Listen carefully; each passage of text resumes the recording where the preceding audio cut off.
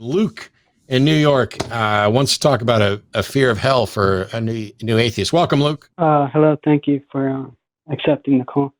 First, want to say, Matt, I'm glad about your recovery and surgery. Thank you. Thank you. Me too. I'll essentially start by saying my story. I'm relatively young, 16, and for like the last year, I've been on sort of search for truth, and I've only recently come to the acceptance of my atheism, probably like 2 weeks ago. Oh, wow. It's the sort of case where it's like, can't seem to understand how I'm still scared, sort of scared about this concept of eternal hell, and how there are times in the day I'm like thinking, what if God's going to strike me down? I mean, I'm sure he probably would have done that if he activated his Old Testament personality. Probably would have stoned me by now, but obviously he hasn't. He's not real, but still. Luke, first off, I want to assure you that you are not. This is all too common with the newly converted. It's a very common situation. Know that you have been subjected to at least a modicum of trauma. You have been traumatized. Yeah. And the good news is there's ways out of that. That's the first step, is knowing that up until what did you say, 2 months ago, that has been a form of trauma. The fear of hell, especially in a child, is it's beyond child abuse. It's up there with physical abuse, in my opinion. Yeah, I agree. It is. So considering I'm very, very religious family, so it's like I haven't come out. Obviously, I'm not going to come out as an atheist because that wouldn't end well. But so sort of I got no one else to talk about really in regards to this. Do you have an atheist community or a group of people either online or in your area that you might be able to get to? Online, probably. There's atheist groups, but in real life, no. Most of my communities, it's hard on Christians. You could say that. I want to tell you that since you're so new to all this, don't be overly concerned about lingering fears. Not only are you, as Jim pointed out, in the process of working towards recovery from trauma, but indoctrination as well. And I know people who've been atheists for 50 years who still wake up with nightmares of a hell. I would recommend contacting the Recovering from Religion organization and possibly the Secular Therapy Project. There's at least people there you can talk to who've dealt with this many, many times over. And while I can't make promises about what's going to happen to you or what won't happen to you, I will tell you that almost everybody I've talked to who's been in your situation, who is a new atheist and still has these lingering fears and concerns, over time, it gets better. Yeah. Thank you. I don't want to take too long. That's all I wanted to say, really. But I'll definitely do that. Thank you. Awesome. Best wishes. Well, thank you for calling. And check back in with us. Let us know, if you found something that helps you, if you got help from Recovering from Religion or some other organization, or if it faded, or if it got worse. I mean, call us back and let us know how you're doing. Couple months. Definitely. Thank you. Yeah, and Luke, before you go, I am kind of out of place on this because I was never a Christian. So I came from a slightly different background of belief. I always defer usually to people, and that's kind of what you got, I think, from I'm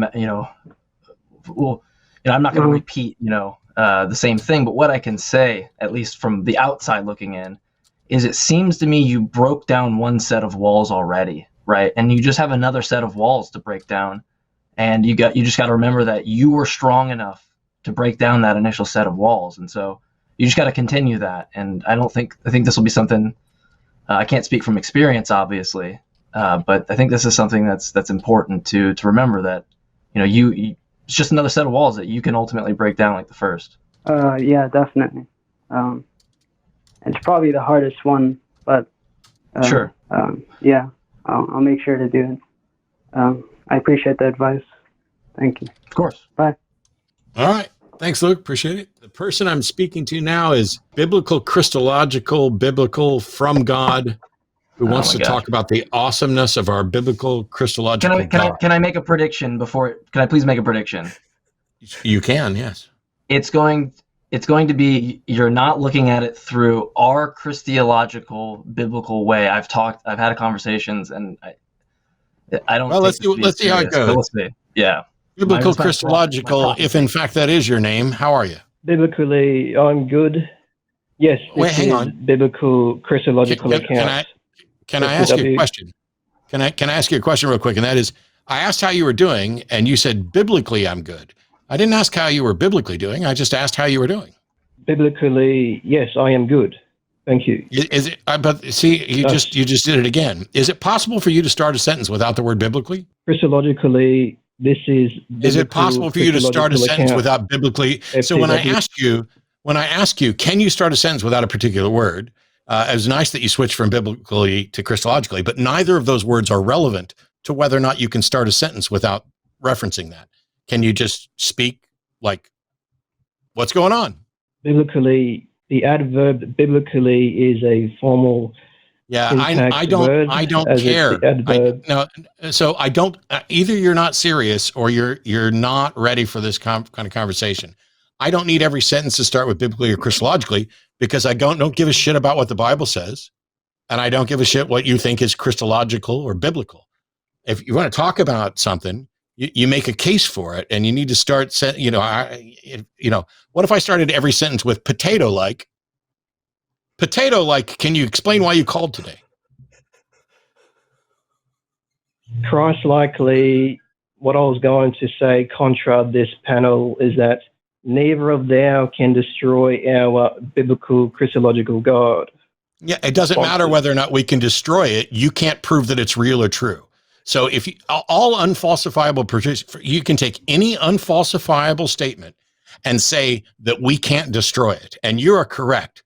We can't destroy, we cannot falsify an unfalsifiable proposition.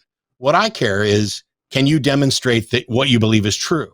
Biblically, every time you in reality, not biblically. God, not biblically. No, sir, I'm not going to excuse you. When I ask you if you can demonstrate that something's true, and you start with biblically, what you're doing is you're setting up a circular argument.